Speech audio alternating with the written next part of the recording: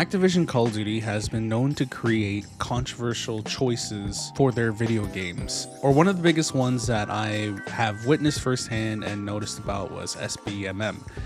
And quite frankly, a lot of people have been complaining, specifically influencers and the mobs have been complaining about SBMM. If you don't know what SBMM is, it's skill-based matchmaking. Basically, it puts you in games with people who are at a relative skill level to you. So instead of being randomized like other games, Call of Duty made SBMM so you are pitted into a game that have the same skill level as you.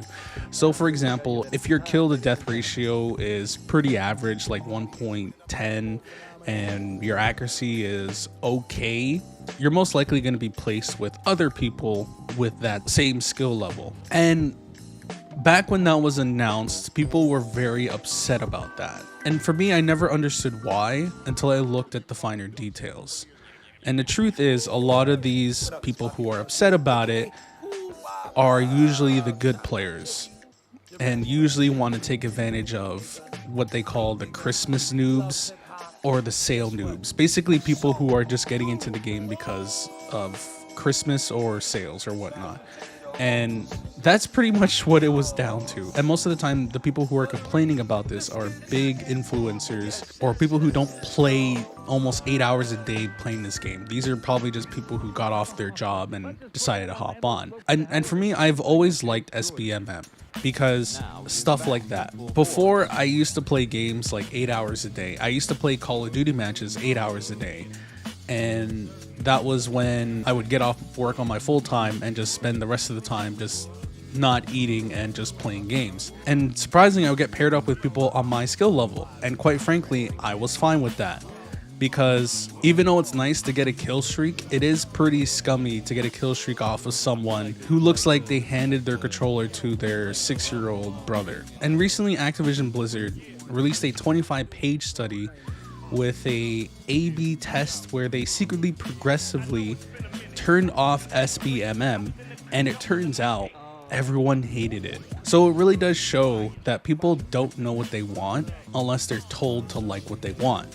And this goes back to the influencer thing. Like for me, I don't consider myself an influencer. I only have 500 subscribers, which by the way, if you want to support this channel, please subscribe. Our goal is to reach 1,000, so let's try and hit that. But anyways, enough of the self-promotion. A lot of these influencers came out and said, hey, SBMM is terrible because we're getting paired up with people in our skill level. And I never saw the problem with that. I feel like the only reason why these influencers didn't like SBMM is because they weren't taking advantage of people who don't know how to play the game. At least with SBMM, you play with other people on your skill level, and guess what? It becomes more competitive. And if you say otherwise, if you say like, well, SBMM is bad because you get paired with people who are just as sweaty as you. And I'm thinking, well, isn't that the idea? Isn't that what makes it fun? Playing with people on the same level as you, and then there's an opportunity to show that you are better than them. Compare these scenarios. What is more satisfying? Getting top rank in a match where you're paired up with people on the same skill level as you and you have 20 kills and 5 deaths. And compare this to the other scenario where you are 40-1 and everyone else on the other team just has barely a positive kill death ratio. And yeah, quite frankly, it does feel nice to get up on those guys, but at the same time, you have to understand that these people are not on the same skill level as you. It is a lot more satisfying to get a higher kill death ratio with people who are on the same skill level as you. But you have to also think about it like this. If they take off SBMM, and let's say you do kill this guy who just started the game, that guy is probably not going to play the game again. And guess what? You're going to end up being paired up with the best of the best, and it's going to be harder and harder from there. With SBMM, it keeps the new players with the new players and the experienced players with the experienced players. At the end of the day, you want people to play your game. You want more incentive to play. If I play a new game and I get my ass beat over and over and over again, I'm not going to play. And guess who's going to be left? All the good players.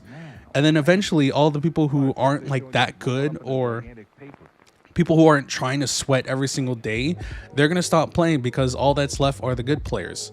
And that's why I think Call of Duty, despite its controversial choices, has success to where it is today. Because at the end of the day, Call of Duty is still a fun game and it still has a great matchmaking design. But yeah, guys, I hope you enjoyed the video. If you did, please subscribe. Like I said in the middle of the video, our goal is to reach 1,000 subscribers and we are halfway there. So if you guys like, I'm not going to cut that out. I'm just gonna leave it the way it is. If you guys love the content, please subscribe to the channel. And if you like the video, please give it a like. And please comment down below. Do you think that SBMM works? Do you think it doesn't work? Was your choice influenced by someone else? Or was your choice influenced by yourself? Just let me know down below and we'll discuss. And finally, we upload 2 videos a week. So if you are into that, please check out our Discord, subscribe, and stay in the cave system. But in the meantime, I'll see you guys next video. Peace.